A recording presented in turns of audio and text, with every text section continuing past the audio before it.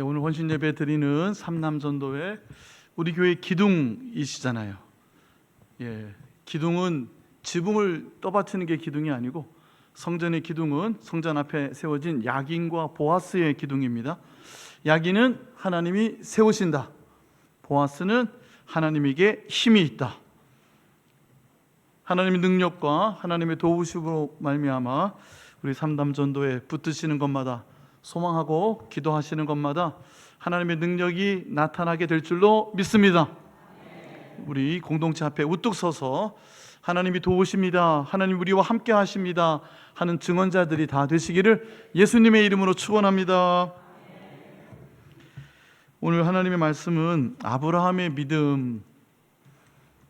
믿음의 조상이라고 알고 있는 우리 아브라함, 그의 믿음에 관한 말씀은 아주 간결하게 그러나 임팩트 있게 마지막 부분에서 아브라함의 믿음에 대해서 결론으로 나누도록 하고, 대부분의 하나님의 말씀은 아브라함의 실수, 아브라함의 잘못, 아브라함의 연약함 또는 아브라함의 불신앙, 이런 내용을 좀 다루어 보려고 합니다.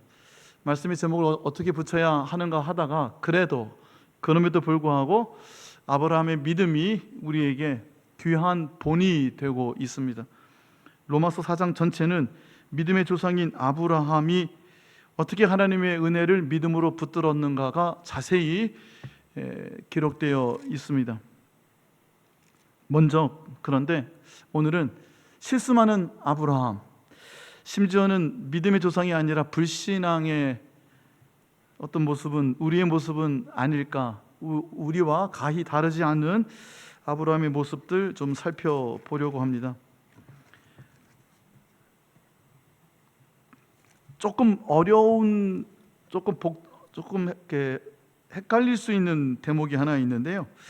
아브라함이 소명을 받은 때를 하란에서 출발한 75세로 우리는 기억을 합니다. 창세기 12장에 아브라함이 하란을 떠날 때 75세였다고 기록되어 있어서 아브라함의 소명을 75세로 우리는 흔히 기억하고 있지만, 사도행전에 스데반이 7장에 이스라엘의 그 선택받은 전체의 역사에 관해서, 하나님의 은혜에 관해서 말씀을 설교를 할 때 아브라함을 이렇게 소개합니다. 우리 조상 아브라함이 하란에 있기 전 메소포타미아에 있을 때에 영광의 하나님이 그에게 나타나셨습니다. 내 고향 친척을 떠나 내가 내게 보일 땅으로 가라 하셨는데, 아브라함이 갈대아 사람의 땅을 떠나 하란에 거하다가 그의 아버지가 죽음에 하나님이 그를 거기서 지금 너희가 사는 이 땅 가나안으로 옮기셨다.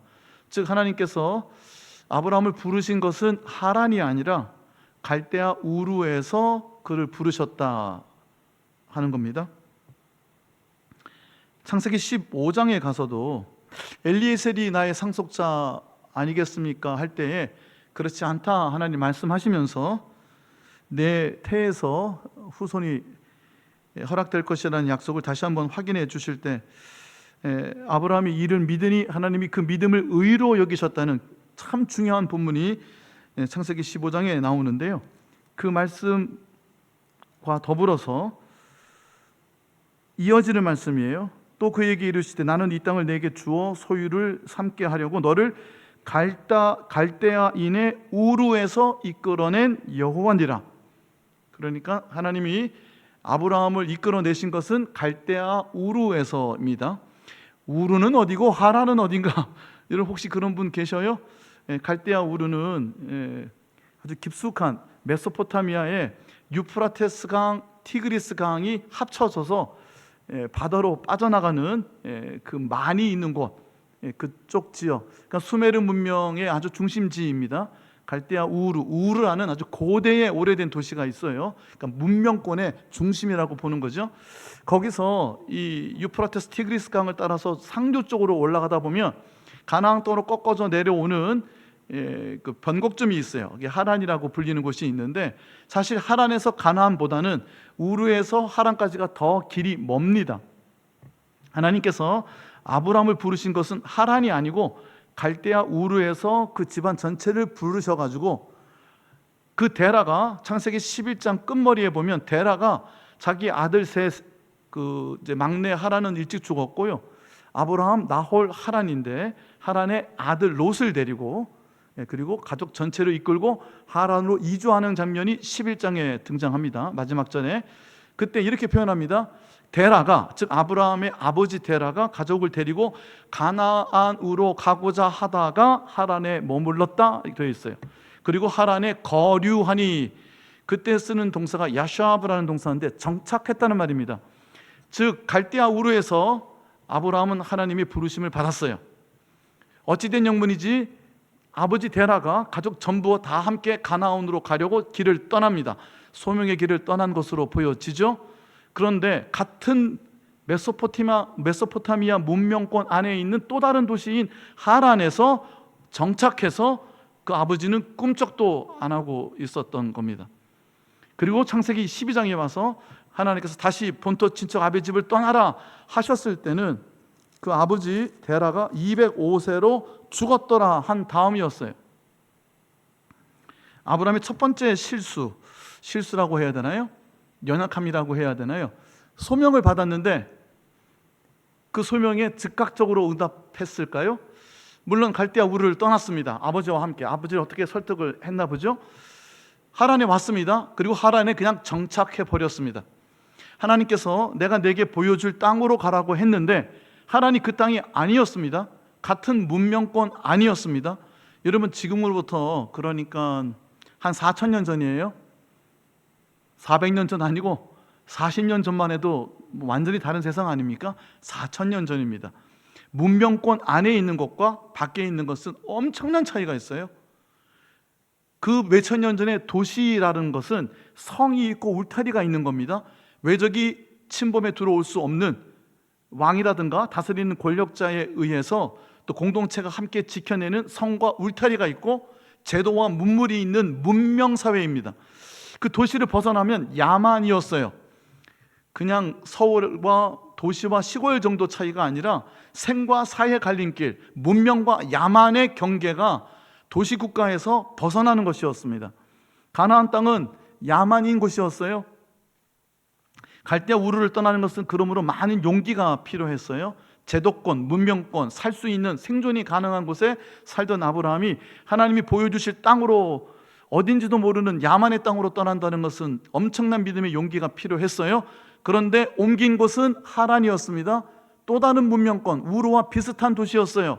그리고 그 아버지는 거기에 아예 눌러 앉아 버립니다. 데라가 아브라함, 나홀, 하란을 낳은 때는 데라의 70세였다고 되어 있어요. 아브라함이 하란을 떠난 때는 75세입니다. 계산이 되십니까? 산수가? 그러면 아브라함이 하란을 떠날 때 아버지 데라는 나이가 몇 살이었던 거예요? 졸고 계시겠죠? 그래서 산수가 안 되죠? 따뜻하고 그러시니까. 다시 합니다. 자, 데라가 아브라함을 낳았어요. 동생 나홀을 낳았어요. 하란을 낳았어요. 하란은 일찍 죽습니다. 하란에게 밀가라는 딸이 있어요. 나홀이, 둘째 아들이 그 조카 딸하고 결혼을 해요. 옛날엔 다 몇천 년 전에 이제 그랬단 말입니다. 하란 대신에 아브라함이 조카 롯을 아들 삼아서 아버지 역할을 하면서 데리고 가나안까지 가는 겁니다. 자, 그런데 그 세 아들을 낳을 때가 데라가 나이가 70세였다고 되어 있어요. 성경에 11장에. 그리고 하란에 왔다가 아브라함이 하나님의 부르심을 받고 가나안으로 떠난 나이가 12장 4절에는 75세라고 되어 있어요. 그러면 데라의 나이는, 제가 너무 어렵게 설명하나 봐요. 145세. 70의 아들 낳고 그 아들이 75세가 됐으니까 데라는 145세. 근데 창세기 11장 32절에 데라는 나이가 205세가 되어서 죽었어요. 그럼 아직 또 죽으려면 60년이 남은 거예요. 사도행전에는 그런데 7장에 스데반의 설교에는 하란에서 아버지가 죽은 다음에서야 떠났다라고 되어 있어요. 여러분, 조금 어려울 수 있다, 헷갈릴 수 있다는 게 이런 대목이에요. 자, 이런 의미겠죠. 아버지와 함께 대가족을 이루고 문명권을 떠날 수가 없었어요. 소명은 받았습니다. 부르심은 있었어요. 그랬는데 비슷한 문명권으로 하란으로 이주한 거예요. 그리고 용기를 내고 하나님 보여주실 야만의 땅으로 떠나는 것은 아이고야 안 하고 못 하고 있는 거예요. 그런 지가 몇 년쯤 지났겠어요? 수십 년이 지난 겁니다. 데라가 죽은 후에야 떠났다는 사도행전의 스데반의 설교는 데라의 허락, 아버지의 허락이라든가 아버지의 그늘을 벗어났다는 의미일 것 같아요. 여러분, 아브라함의 첫 번째 모습이 이겁니다. 아브라함 부르심에 순종한 것 같아요. 75세 그 나이에 와 본토 친척 아비집, 이거 쉬운 일 아닙니다. 문명에서 야만으로, 생에서 사로 가는 엄청난 결단이 필요한 부르심에 대한 응답이었어요. 근데 머뭇거렸다는 말이에요. 오랫동안 머뭇거렸어요. 수십 년 동안 우르에서 하란 옮긴 다음에 하란에서 꿈쩍도 안 했습니다. 아버지가 죽을 때까지. 물론 아버지는 60년 뒤에 아버지 힘 다 빠질 때까지 무슨 일이 있었는지 몰라요. 부르심에 지연된 응답, 소명에 대한 즉각적인 순종이 아니었어요. 아브라함은. 제가 아브라함의 믿음은 나중에 임팩트 있게 딱 짧게 말씀드리고 아브라함의 불신앙과 같은 모습들을 소개해 드린다고 했어요. 첫 번째가 이 대목입니다. 여러분, 하나님께서 부르심이 있으셨을 거예요. 소명도 있고. 다 신학교 가라 목사 되라 이런 거 말고요. 예. 다 신학교 가고 다 목사하면 어떡합니까? 예. 하나님께서 나에게 주시는 것에 대한 그 응답하려는 마음들이 있잖아요. 부흥했다라든가 기도했다라든가 말씀 속에서라든가 우리가 개인의 경건 시간, 개인의 기도 가운데 하나님 앞에 마음에 품게 되는 소원들이 있을 수 있잖아요. 그래서 하나님 이랬으면 좋겠습니다. 나도 이렇게 할게요. 이게 내 마음에 뭔가 품게 하는 게 있어요. 물론 그것을 소원하여 헌금하고 소원 기도를 드리고 이렇게까지는 하지 않아도 하나님 품게 하여 주시는 부르심이 있어요. 하나님이 은혜로 우리를 선택해 주시고 우리에게 찾아오시는 게 있어요. 그래서 은혜 받았습니다 한때는 다 응답이 있는 겁니다. 근데 그 응답의 구체적인 실행은 아브라함의 경우 수십 년이 지났어요. 지금 별로 감동이 없으시네요. 저 같으면 안도의 한숨을 야, 아브라함도 그랬구나. 소명에 대한 지연된 순종, 이게 말이 고상해서 그렇지 불러주셨는데 응답하겠다고 해놓고는 밀어놓은 거예요. 수십 년 동안. 자, 12장에 들어와서 내가 내게 보일 땅으로 가라 해서 가나안 땅에 가다 보니까 세겜이라는 곳에 이르렀어요. 자, 그곳에서 아브라함이 한 것은 제단을 쌓고 여호와 이름을 부르더니 그랬습니다. 거기까지 참 아름다운 모습이죠. 그 모습이 종종 등장합니다. 여호와의 이름을 불렀다, 그곳에서 제단을 쌓았다, 그에게 나타나신 하나님을 기념했다, 예배를 드렸다는 거죠. 근데 그런 모습은 종종 등장해요. 없는 게 아니에요. 근데 자, 그 12장 제단을 쌓고 여호와의 이름을 부르더니 그 다음이 문제예요. 9절 점점 남방으로 옮겨갔더라. 여러분, 남방은 애굽이 있는 곳입니다. 애굽은 또 다른 문명권이에요. 메소포타미아 문명, 그러니까 바벨론 문명, 나중에 페르시아가 서게 되는 쪽, 애굽 문명, 고대 문명 사이에 샌드위치 되어 있는 것이 척박한 땅 팔레스타인, 이 교량 역할을 하던 곳이었어요. 그러니까 애굽에 속하던 이쪽 메소포타미아에 속하던 강대국 제국의 문명권 안에 속한 것이 사는 생존의 방법이었을 겁니다. 하나님께서 미지의 땅, 약속의 땅, 그러나 야만의 땅으로 가라 하셔서 수십 년 지연된 그 순종이 도착하자마자, 제단을 쌓고 여호와의 이름을 부르자마자 점점 남방으로 옮겨가더니, 왜요? 그 땅이 하나님 약속한 땅이 아니었잖아요. 남방으로 가다가 어디로 가요? 바로 10절에 기근이 드니까 쏙 애굽으로 들어갑니다.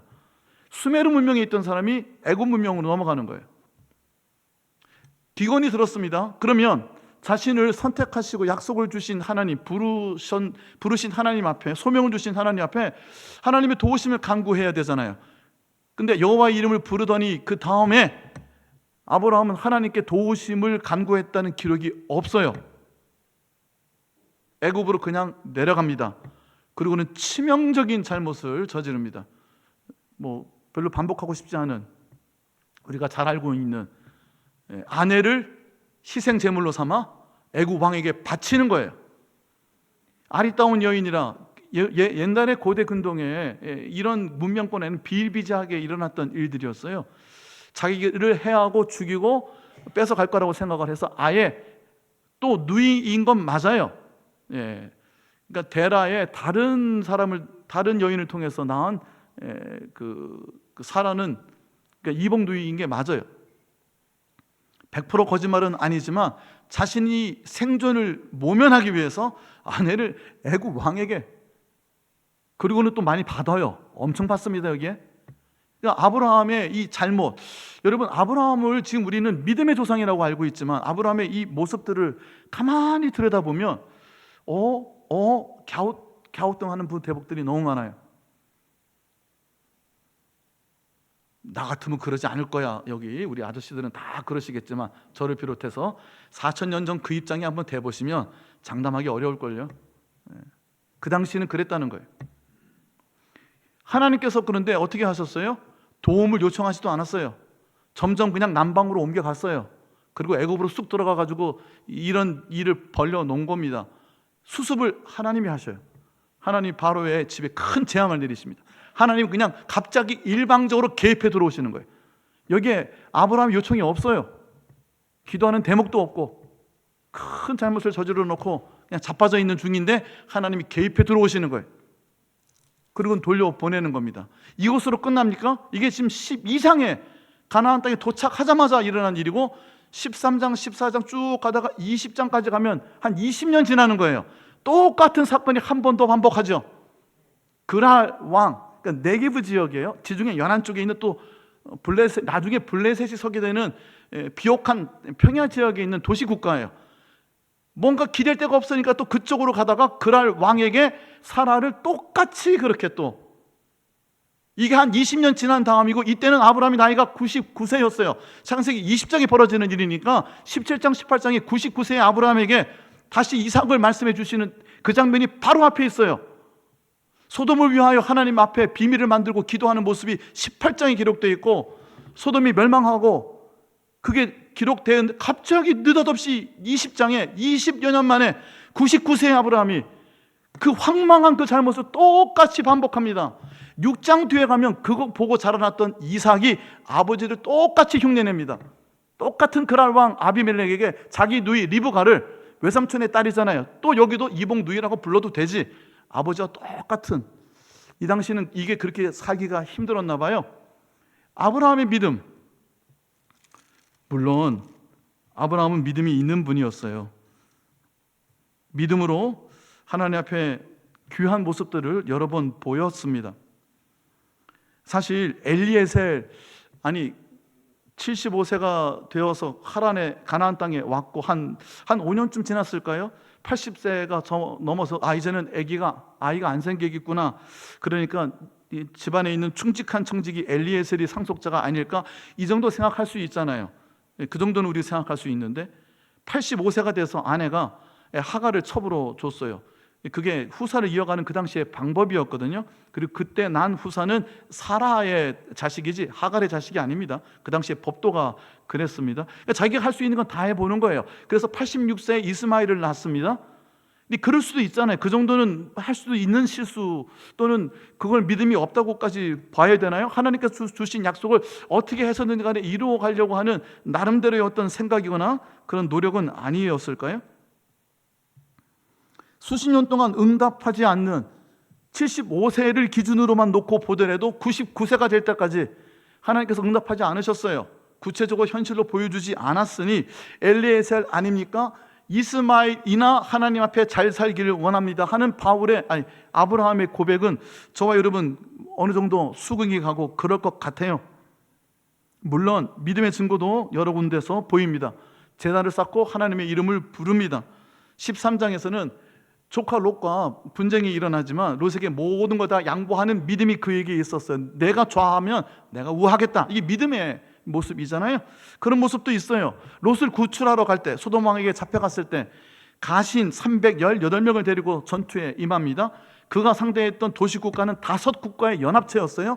318대 3만 어떻게 싸웁니까? 근데 아브라함에게는 믿음이 있었기 때문에 그 전쟁에 나가서 조카 롯을 구출해 오지요. 구출해 오다가 살렘 왕 멜기세덱을 만납니다. 지극히 높으신 하나님의 제사장이라고 되어 있고 우리는 그의 출처를, 그가 어디서 왔는지는 알지 못해요. 예수님의 예표라고 우리는 보통 생각하는데, 그 살렘 왕이 떡과 포도주를 들고 나왔을 때 그에게 나아가 11조를 드리는 믿음의 장면도 우리는 보기도 합니다. 소돔 왕이 전리품을 얻은 것을 아브라함에게 주려고 하니까 아브라함이 믿음의 올고즘을 또한 보이죠. 내가 소돔 왕 따위가 나로 하여 치부하게 했다는 소리 듣고 싶지 않다. 그때만 해도 믿음의 이 기강에 활짝 바짝 서 있는 모습 아니었습니까? 하나님이 나에게 복을 주신다 그랬으니 소돔 왕을 통해서 나 치부하지 않겠다, 다 거절하는 모습. 그러니까 아브라함이 다 엉망인 게 아니에요. 분명히 믿음의 증거들이 있습니다. 믿음의 선택이 있고 믿음의 결단과 용기가 있어요. 그러나 동시에 그는 그 부르심에도 수십 년 동안 지연된 응답을 드렸고, 그리고 제단을 쌓고 하나님의 이름을 부르다가도 넘어지고 남방으로 내려가고 애굽에 가서 말도 안 되는 일을 한 번도 아니고 20년 터울에, 그리고 그 아들에게까지 물려주는 이런 연약한 모습을 우리에게 보여주고 있는 겁니다. 결정적인 믿음은 딱 한 군데서 짧게 보겠다고 말씀을 드렸습니다. 나중에 사라가 죽은 다음에 막벨라의 굴을 구입합니다. 그 헤브론, 저희가 헤브론이 아브라함의 주 거주지가 되잖아요. 거기에 그 헷 족속 에브론이라는 사람이 있어요.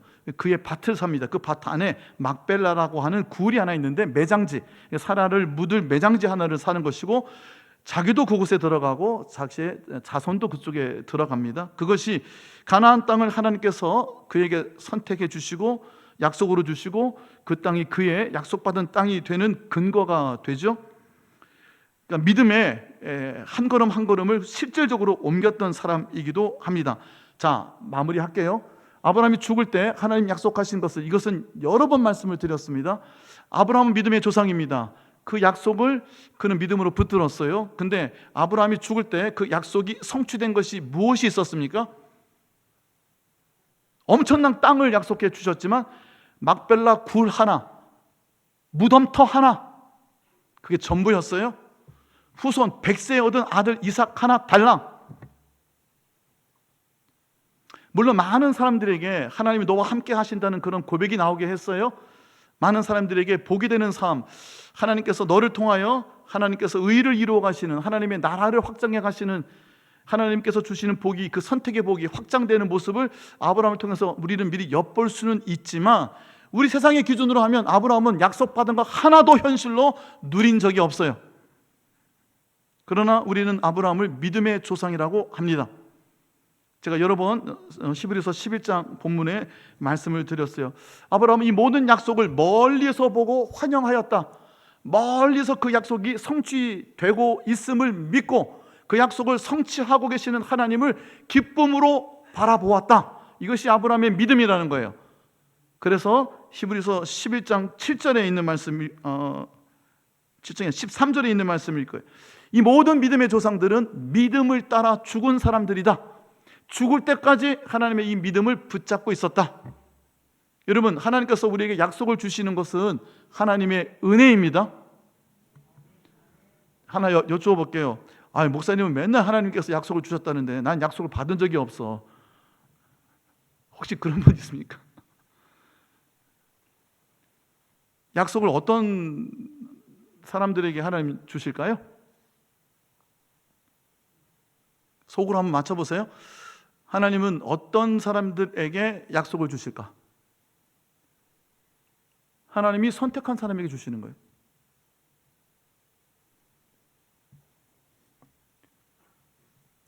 공로에 따라 약속을 주신 적이 없어요.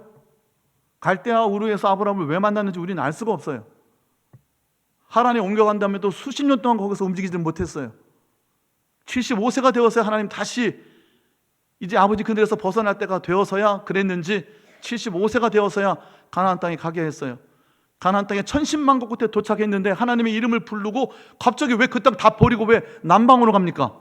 남방으로, 제국 쪽으로, 생존이 있는 곳, 문명이 있는 쪽으로 점점 기울어 가는 거예요.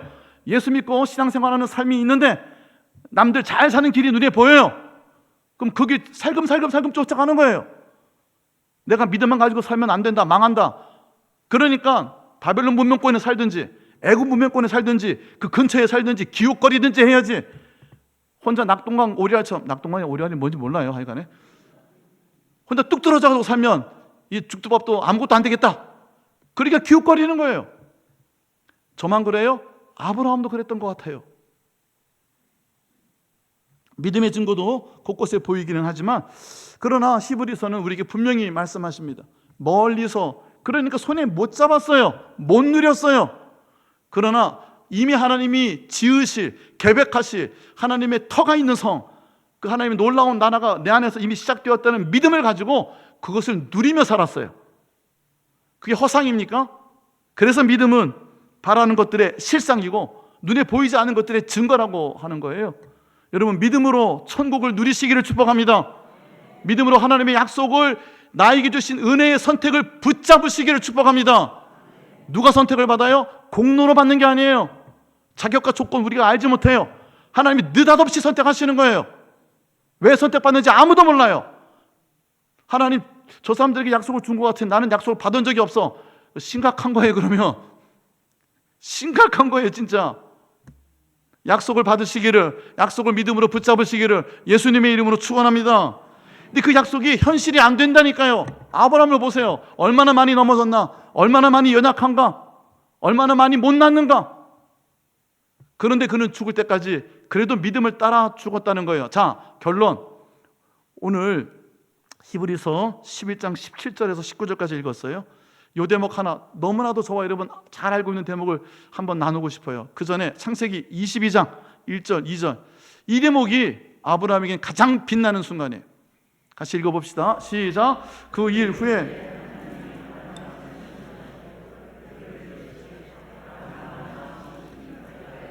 여기 있나이다.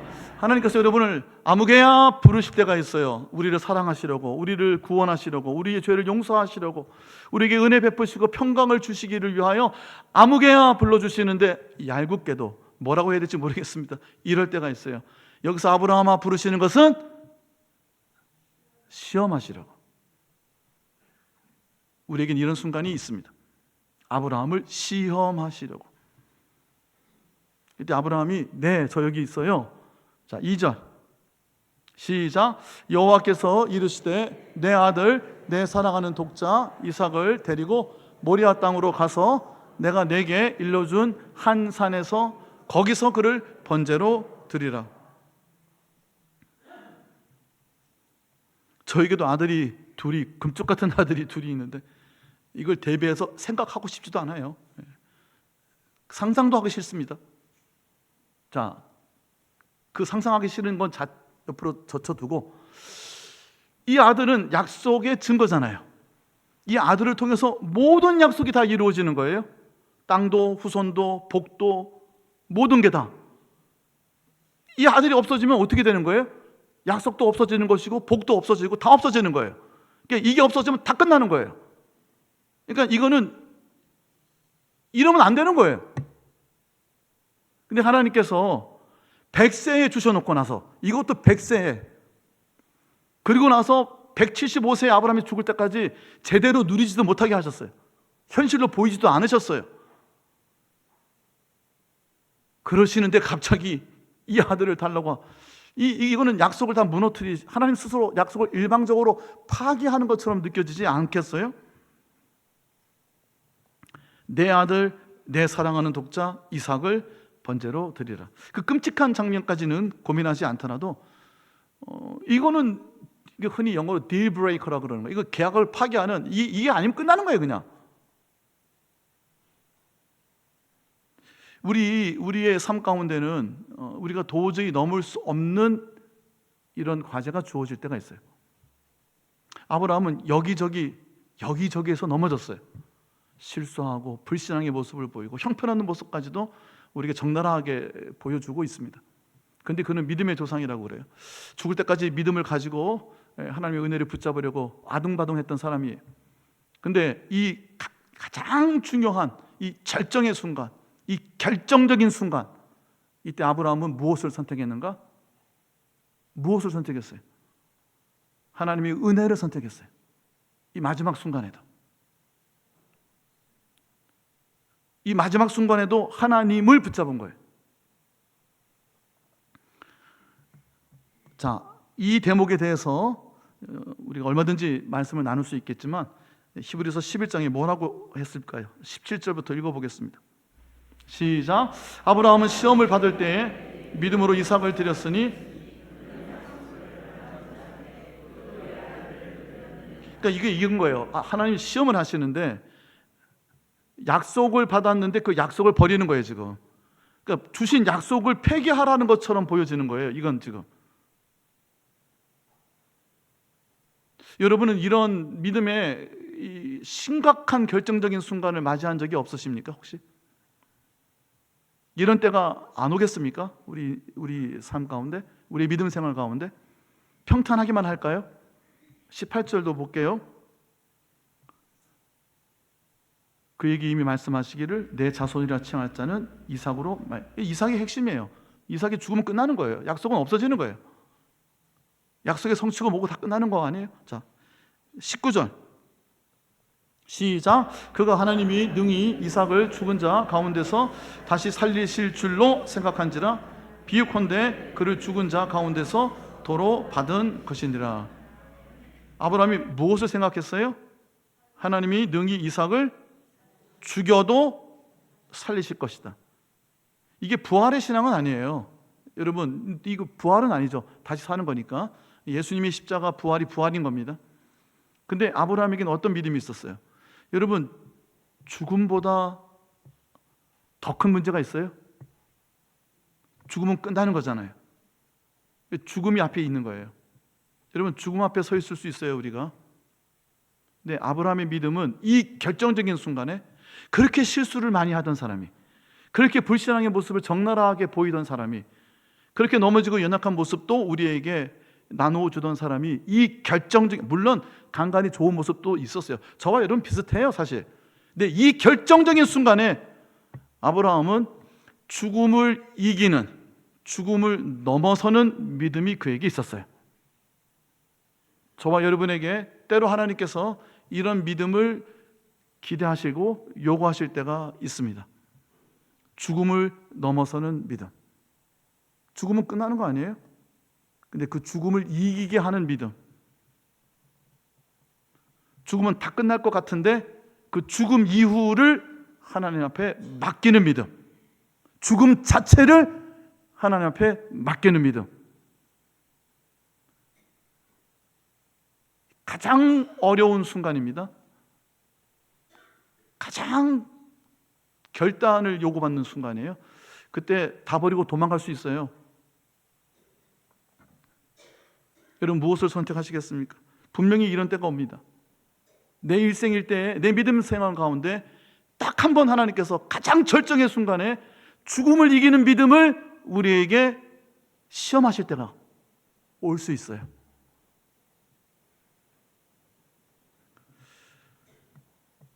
아브라함에 대해서 많은 설교를 준비해봤고, 많은 것을 고민해봤고, 많은 묵상을 나누어 보았습니다. 오늘은 이렇게 한번 나누어 보고 싶었어요. 이 딱 한 번의 이 순간, 아브라함에게는 이 믿음을 넘어서는, 이 죽음을 넘어서는 믿음이 그에게 있었어요. 그의 믿음은 죽음도 이기고 넘어설 수 있는 믿음이었어요. 20절, 21절, 22절에 이삭과 야곱이 나와요. 자막 있잖아요. 믿음으로 이삭은 장차 있을 일에 이게 죽을 때입니다. 자기 죽는데, 자기 죽음 앞에서 야곱에게, 에서에게 하나님께서 어떠한 일을 행하실지를 이야기합니다. 죽음을 넘어서는 하나님의 역사에 대한 그의 믿음이 있었어요. 분명한 믿음이 있었어요.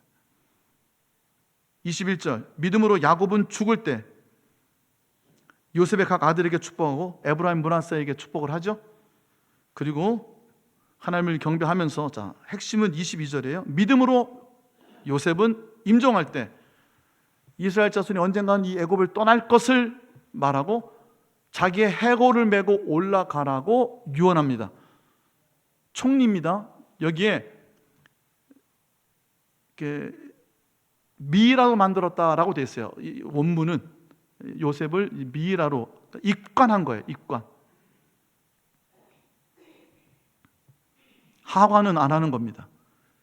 언제가 될지 모르지만 자기의 죽음 너머에 자기의 해골을 메고 약속의 땅 헤브론의 땅, 아버지 이삭 그리고 할아버지 아브라함의 그 약속의 그 땅, 하나님 우리에게 주신 그 땅으로 돌아가게 될 것이라는 믿음, 그의 죽음 앞에서 그는 입관은 하지만 하관하지 말고 해골을 메고 돌아가라고 자식들에게 이야기하고 있어요. 우리 부활의 신앙으로 우리의 삶을 살아가는 저와 여러분은 이 죽음을 넘어서는 믿음이 있어야 합니다. 때로 죽을 것 같은 고통, 죽기보다 더 하기 싫은, 그러나 그 대목에서 그 순간에 우리는 순종을 선택하고 하나님을 선택하고 하나님의 은혜를 선택할 수 있어야 합니다. 로마서 4장에 기록되어 있는 믿음의 조상이라고 알려져 있는 아브라함의 이야기는 결국 하나님의 은혜에 관한 말씀이에요. 여러분 로마서 4장을 가만히 읽어보십시오. 아브라함이 뭘 잘 믿었다는 대목이 등장하지 않아요. 하나님의 은혜에 관한 말씀이에요. 하나님의 은혜는 여러분 죽음을 넘어서게 하는 겁니다. 죽음을 이기게 하는 겁니다. 죽음보다 더한 고통이 어디 있겠습니까? 그러나 그것을 넘어서게 하는 하나님의 은혜, 그 하나님을 선택하고 결단하고 순종하는 것, 그것이 아브라함의 믿음이었습니다. 가장 결정적인 순간에 아브라함과 같은 믿음의 순종이 저와 여러분에게 있으시기를 예수님의 이름으로 축원합니다.